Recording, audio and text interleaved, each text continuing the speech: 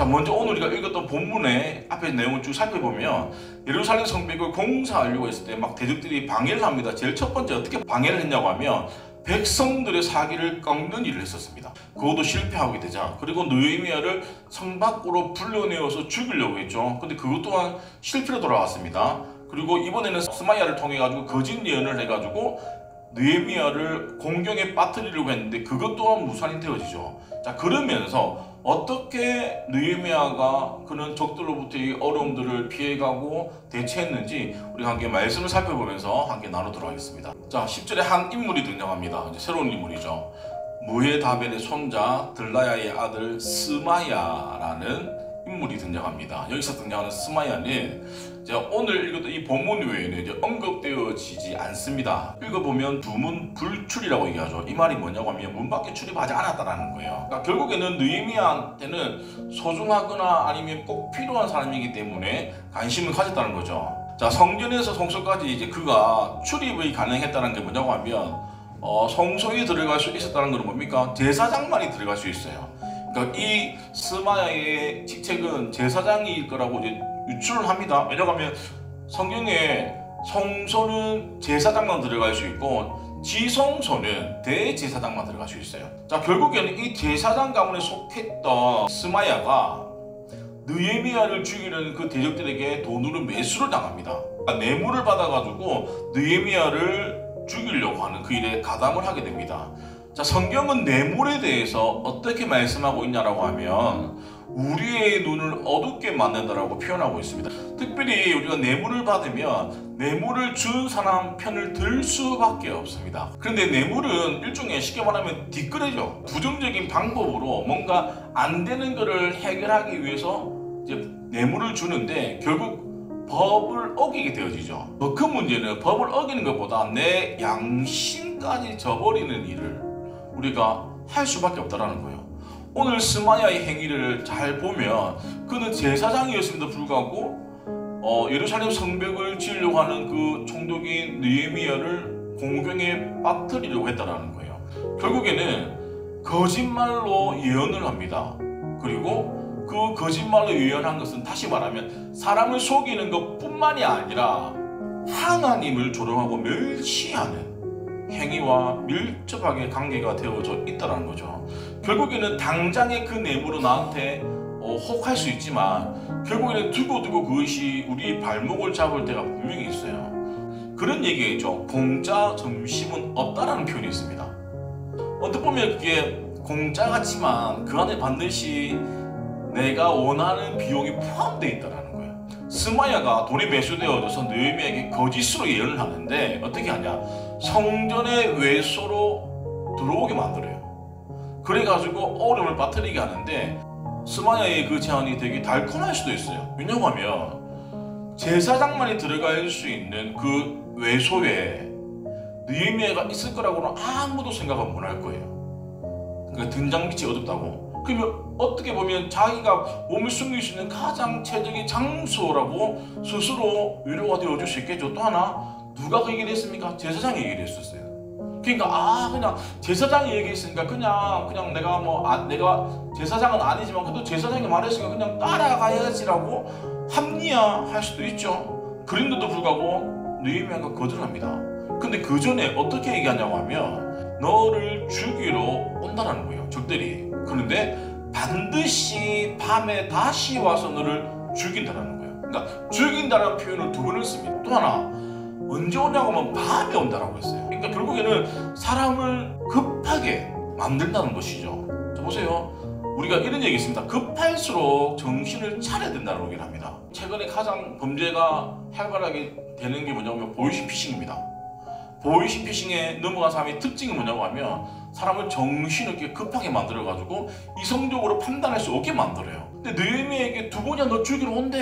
이제 얼마 안 남았어. 자꾸 얘기했을 때 느헤미야는 기준을 가지고 딱 거절하게 되어집니다. 자, 왜냐고 하면 외소는 제사장만이 들어갈 수 있는 곳이에요. 자, 외소가 어디에 있냐? 자, 성경에 보면 이제 성전에 들어가는 현관이 있고 성소, 이런 제사장만 머물고 좀 더 들어가면 지성소가 있는데 이 외소는 성소를 표현한 곳이에요. 그러니까 당연히 제사장이니까 하나님 말씀대로 따르고 율법에 지키는 사람이기 때문에 나에게 거짓말을 할 거라고는 한치도 의심을 하지 않았는데, 느헤미야는 지금 자기 상황이 불리함에도 불구하고 하나님이 금하신 성소에 제사장만 들어가야 된다는 걸 알았기 때문에 그가 들어가지 않았다는 것들을 우리가 잘 알 수 있습니다. 왜냐하면 들어가는 순간 뭡니까? 율법을 어기는 중대한 범죄에 들어가는 거예요. 만약에 느헤미야가 그 성소 안에 들어갔다라고 하면 일단 하나님으로부터 율법을 어겼으니까 벌을 받겠죠. 또 하나, 백성들로부터 비난을 받을 겁니다. 이미 지도자로서의 역할을 이미 끝나버린 거예요. 그래서 느헤미야는 이 모든 상황을 알았기 때문에 단번에 거절할 수 있었습니다. 자, 그러면 느헤미야가 왜 그를 단번에 거절할 수 있었냐고 하면 느헤미야는 늘 기도하는 사람이었기 때문이에요. 오늘 마지막에 읽었던 말씀에 보면 적들이 나를 공격할 때 하나님 다 기억해달라고 늘 기도하는 사람이에요. 자, 기도만 한다고 해서 옳고 그름을 분별할 수 있을까요? 기도한 대로 살아내야 된다는 거예요. 내가 기도한 대로 살아냈을 때 우리가 옳고 그름을 분별할 수 있는데, 더 중요한 거, 분별한 대로 반응해야 된다는 거예요. 근데 오늘 본문의 스마야는 되게 못된 사람인 것 같아요. 제사장임에도 불구하고 느헤미야를 죽이려고 했던 돈을만 받아가지고 어떻게 보면 제사장이면 하나님이 선택했던 사람이고, 또 하나 스마야가 이제 두문부출했을 때 그의 근황이 궁금해서 안부가 걱정되어져. 어떻게 보면 친한 관계인데 그 친한 관계에도 불구하고 돈으로 매수당해가지고 그를 공경에 빠뜨리려고 하는 게 뭐다? 결국에는 인간은 뭐다? 믿을 수 있는 존재가 아니라는 거예요. 스마야를 보면서 사람 마음이 만물보다 거짓되고 심히 부패한 것이 사람의 마음이라고 얘기합니다. 물론 이게 동의하시는 분도 있고 아니라고 하시는 분도 계세요. 그런데 사람의 욕심이 끝이 있을까요? 절대 끝이 없어요. 그 욕심을 이루기 위해서 우리가 뭡니까? 살인도 하고 도둑질도 하고 범죄를 하잖아요. 내 뭐를 위하기 위해서? 내 욕심을 채우기 위해서. 왜냐고 하면 사람은 만족을 느끼는 존재가 절대 아니기 때문입니다. 사람은 결국에는 내 필요에 의해서 관계가 형성이 되어지는 거예요. 절대 사람의 관계는 신뢰의 대상이 절대 아니고 이해의 관계라는 거예요. 전적으로 신뢰할 수 있는 분은 변하지 않는 예수 그리스도 외에는 없다라는 것들을 우리가 기억하셔야 돼요. 우리가 사람은 사랑해주고 믿어주셔야 돼요. 믿어주는데 전적인 신뢰는 사람하고는 절대로 관계를 맺었으면 안 된다는 것들. 왜냐하면 사람들은 다 내 맘 같지 않습니다. 그러니까 결국 사람과의 관계는 신뢰의 대상이 아니라 이해의 대상, 그 이상 넘어갔을 때는 반드시 뭡니까? 내가 상처받을 수밖에 없다는 거예요. 왜냐하면 다 사람마다 생각이 뭡니까? 다르기 때문이죠. 그러니까 결국에는 하나님은 변하지 않는다라는 거예요. 그렇기 때문에 우리가 그분만을 신뢰할 수 있다는 것들을 믿으시기 바랍니다. 자, 스마야가 제안을 했을 때 느헤미야의 답변입니다. 자, 이 답변에는 하나님에 대한 부분과 그리고 백성에 대한 부분이 잘 드러나 있죠. 자, 먼저 처음에 나 같은 자가 어찌 도망하며, 자, 이 말이 뭐냐고 하면 이미 느헤미야는 페르시아 왕으로부터 임명된 총독의 신분입니다. 리더죠. 그런 리더가 내 목숨 위험하다고 해서 내가 나만 살기 위해서 백성을 내팽개치고 도망가서 숨는다는 것은 뭡니까? 백성들에게 전혀 모범이 안 돼주고 나를 파송해준 페르시아 왕에게도 뭡니까? 해서는 안 될 행동이라는 거예요. 자, 만약에 느헤미야가 숨었다고 생각합시다. 그러면 성벽 공사가 어떻게 될까요? 자연히 중단이 되어지죠. 자, 이는 하나님도 원하는 게 아니고 행사고락을 같이 했던 그 백성들에게도 뭡니까? 바람직한 일이 아니라는 거예요. 그래서 본인은 숨지 않겠다. 이 말의 의미는 뭡니까? 나는 죽어도 된다라는 거예요. 맞죠? 또 두 번째, 나 같은 몸이면 누가 외소는 성소입니다. 외소에 들어가서 생명을 보존하겠느냐? 이 말은 나는 제사장이 아니기 때문에 들어갈 수가 없다라는 거예요. 내가 제사장이 아닌데도 불구하고 내가 살기 위해서 그곳에 들어간다라고 하면 내가 하나님께 범죄함이라는 것들, 내가 하나님의 성소를 더럽혔기 때문에 나는 하나님께 죽으나 그냥 적들에게 죽으나 똑같다라는 거예요. 적들에게 죽으면 뭡니까? 명예로울 수도 있지만 내가 하나님의 말씀을 어겨가지고 죽는 것은 뭡니까? 명예롭지 않은 거예요. 자손되는 뭡니까? 손가락질 당할 짓이라는 거예요. 그래서 느헤미야는 내가 어떤 설득도 하지 않겠든 내가 적들이 나를 죽인다고 하더라도 나는 받아들이겠다. 왜냐하면 나는 지도자로서 그리고 하나님의 뜻에 저버리는 사람이 되어지지 않겠다라는 것들을 확연히 우리가 말씀을 통해서 알 수 있죠. 근데 웬만한 사람 같으면 자기부터 살기 위해서 아마 숨었을 거예요. 자, 이게 오늘 우리가 적용해 보면 뭡니까? 타협이라는 겁니다. 느헤미야는 길이 아니면 안 갔습니다. 아예. 여기는 내가 죽음을 각오하고 그 제안을 거절했을 때 뭡니까? 생명을 지킬 수 있었다는 것들. 맞습니다. 우리가 주를 위해서 기꺼이 죽고자 하면 우리의 생명은 산다라는 거예요. 그런데 목숨을 구원하기 위해서 비굴하게 행동하면 어떻게 됩니까? 결국은 잃어버릴 수밖에 없다라는 것들.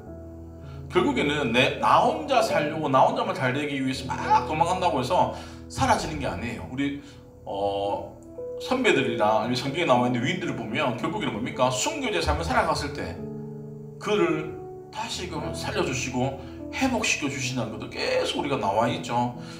만약에 진짜 내가 죽어야 될 것이 하나님의 뜻이라고 하면 어떻게 될까요? 내가 피한다고 해서 피해지는 게 절대 아니다라고 생각하면 내 생명은 누굴 걸까요? 하나님 거일 거예요. 근데 여전히 내 생명의 주인이 내 거라고 생각하니까 내 마음대로 살려고 하는 거예요. 보세요. 예수님도 마찬가지죠. 하나님의 뜻을 알았기 때문에 내가 본인이 십자가 지는 것들을 하나님 이 쓴 잔을 내게 피해가게 해달라고 했음에도 불구하고 뭡니까? 그걸 십자가의 길을 걸어가잖아요. 하나님의 뜻이기 때문에. 결국에는 그 뜻이 뭡니까? 우리가 구원받을 수 있는 길을 하나님은 예수 그리스도를 통하여서 십자가를 지시게 했다는 거예요. 결국에는 하나님의 뜻은 변하지 않는다. 결국에는 우리가 죽어야지 뭡니까? 살 수 있다는 것들을 기억하셔야 됩니다. 우리가 살아도 주를 위하여 살고 죽어도 주를 위하여 죽나니 그러므로 사나 죽으나 우리가 주의 것이다라고 했던 이 고백을 주님이 진짜 들으신다라고 하면 어떨까요? 더 풍성하게 더 많은 것들을 주신다라는 거예요. 근데 우리가 그 생명이 내 거라고 생각하니까 그 고백이 안 된다라는 거예요.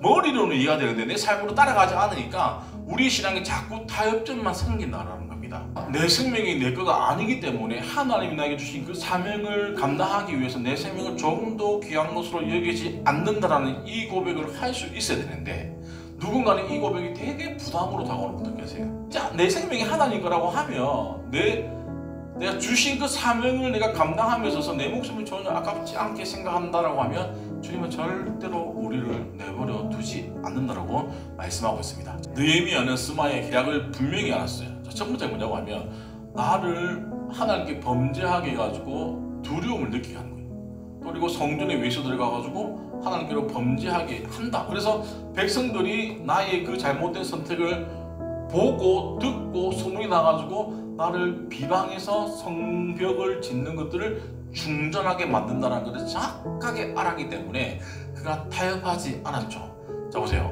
이스라엘 대적들은 이스라엘 전체를 공격하지 않았습니다. 단 한 사람 느헤미야만 계속적으로 공격하죠. 앞에 말씀 보면 5번이나 회담을 제안을 하죠. 근데 뭡니까? 다 거절하니까 이제는 제사장 신분이 스마야를 돈 주고 매수를 해가지고 느헤미야를 어려움에 빠지게 합니다. 자꾸 느헤미야를 공격하는 이유는 니들을 공격하는 이유는 니들가 쓰러지고 나면 그를 따르는 많은 사람들은 목자 없는 양과 같이 흩어지기 때문이에요. 결국에는 사단이 누구를 제일 많이 공격하냐? 니들을 공격한다는 겁니다. 그래서 우리 뭐 해야 됩니까? 특별히 지도자를 놓고 계속 기도해 주셔야 됩니다. 그러니까 목사이기 때문에 기도해 달라는 게 아니라 교회를 위해서 목사를 기도하고 사모님을 기도하고 전도사님을 기도하고 세장을 기도해야 된다는 거예요. 내가 교회를 지키기 위해서 내가 손해를 보더라도 내가 어려움을 당하더라도 세워진 리더십과 한 게 뭡니까? 가는 게 뭡니까? 하나님이 원하시는 공동체라는 것들. 그래서 데살로니가전서 이렇게 말씀하고 있죠. 몸된 교회를 잘 섬기기 위해서 계속적으로 기도해야 되죠. 그러면 리더들은 기도만 받기만 합니까? 아니죠. 같이 기도를 하는 거예요. 기도는 일방적으로 받는 게 아니라 주거니 받거니 하는 겁니다. 그랬을 때 우리의 관계가 더 돈독해진다는 것들을 우리가 기억하시면서 말씀을 정리하도록 하겠습니다. 자, 성벽 재건을 방해하기 위해서는 스마야가 거짓말로 예언을 했지만 결국에는 뭡니까? 느헤미야는 깨어있고 기도한 대로 살았기 때문에 그의 계략에 넘어가지 않았죠. 또 하나 주님을 위해서 죽고자 할 때는 뭔다? 죽는 게 아니고 산다는 것들. 그리고 만들고 사단은 세워진 리더십을 계속적으로 집요하게 공격하는데 우리가 지도자를 위해서 기도해야 될 이유는 교회를 위해서 해야 된다. 우리가 기억하시면서 우리가 함께 말씀을 정리하도록 하겠습니다.